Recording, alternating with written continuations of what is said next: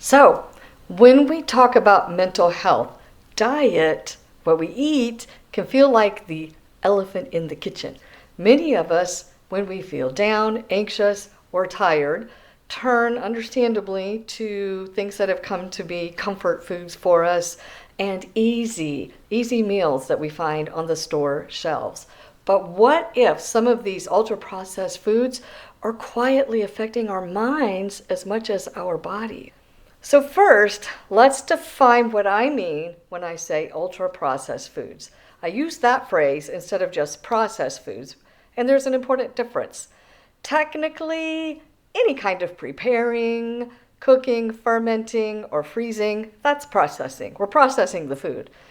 In fact, some foods need some level of processing to be more nutritious or even to be safe. So that's not the problem. Ultra-processed foods go several steps further.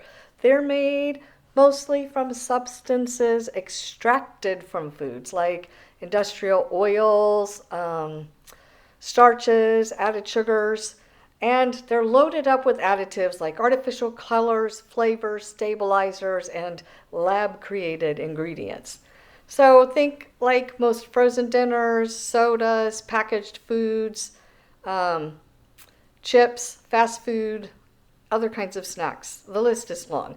So why does it matter? It's all about the ingredients. It's essential to ask, where did these ingredients come from and how were they made? We need to read those labels. Here are just a few recent studies linking ultra-processed foods with depression and anxiety symptoms. There was a Lebanese study that found a strong association between these processed foods and increased depression and anxiety symptoms. Australian research found that high ultra-processed food intake was linked with greater psychological distress and depression. And my third one is a Cambridge study found that people who ate more ultra-processed foods reported more unhealthy and anxious days and fewer good mental health days.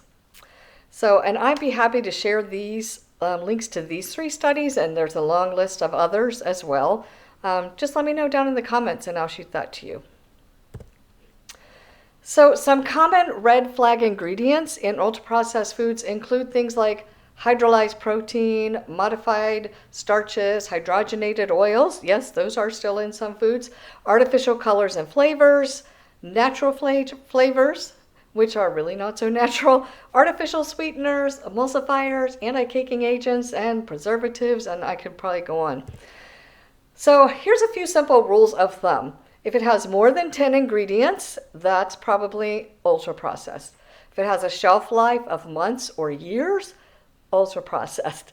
If you cannot pronounce the words in the ingredient list, it's likely ultra-processed. But here's another rule of thumb. If you could imagine it growing or being made in your kitchen with simple, recognizable ingredients, that's probably a whole food. So here are some questions for you to consider. Do you struggle with frequent sadness, anxiety, or feeling unwell mentally? How much of what you regularly eat falls into this ultra-processed category? And how might your body, mind, or mood shift if you swapped out just a few of those items, maybe starting next week? So where can you start? When you're struggling, you do not need a complicated diet overhaul. Try these bite-sized tips. First, read the labels on your 3 favorite foods that are in your pantry and fridge right now, and then just notice what's in them. Awareness is the first step. A next step could be to swap one ultra-processed snack, like say some chips or packaged cookies, for a whole food option. Maybe fresh fruit, a handful of nuts, some cheese, or maybe even a homemade version of that snack.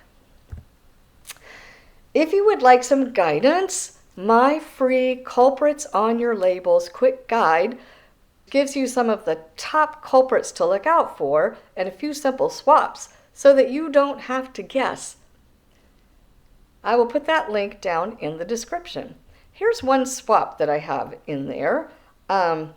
Instead of drinking a soda that could have some ingredients like artificial sweeteners, natural flavors, and who knows what else, pick up some natural, this is sweating, Italian sparkling mineral water. Actually, it doesn't have to be Italian, but that's just what this one is. Some sparkling mineral water. Double check that there's not any ingredients that you wouldn't want in it, and then you can add, if you have a lemon or a lime or an orange, you could take a slice of that and squeeze it in, or some fruit juice. Here's a couple that I have on hand. Of course, you want to read the ingredients of those also, but that could be a wonderful, refreshing drink without all of these other ingredients that could be making you feel worse. This is some apple cider that only has apples in the ingredients, and some peach nectar that has some pureed peach and apple and things like that. So the main thing is to learn to read those ingredients, and that's what my free guide is about. So if that would be helpful to you, find that link down in the comments. Remember, stewardship of our health is not about perfection. It's about gentle, faithful progress. We want to take one tiny step at a time to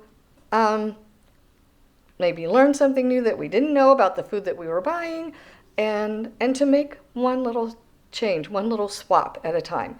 Every step you take to nourish your body and your mind, that matters. It matters to God, and it matters to how you're feeling and able to show up in your life and the life that you want to live.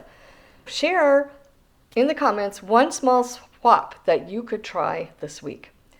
And remember, as you share, that your story could encourage someone else.